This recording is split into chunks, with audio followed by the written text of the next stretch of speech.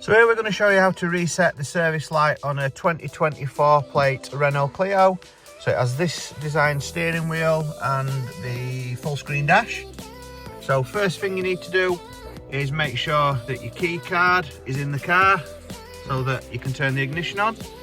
Turn the ignition on with the button so all your lights come on, and then you use your up and down arrows to scroll down and you will see oil change in, and then this one's due.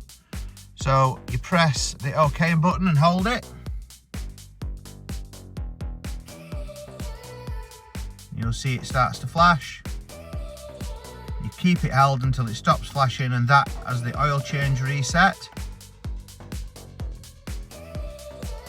And also service due is a separate one. We're servicing it as well. So we press and hold that one. And that one will start to flash. And that one's reset as well. So that's both reset. So you use the up and down arrows to scroll to get them, and you press and hold the OK button when you're actually doing the reset. It took me a while to find this info out.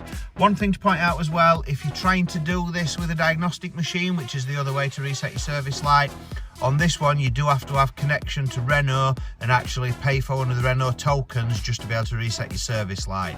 So doing it with the steering wheel controls is obviously the best way to do it. If this video has helped you reset your service light on your 2024 Renault Clio, hit the like button and subscribe to the channel. It keeps us going, helps us to be able to do more videos and give more tips to people on how to reset service lights, along with various other things. See you on the next one.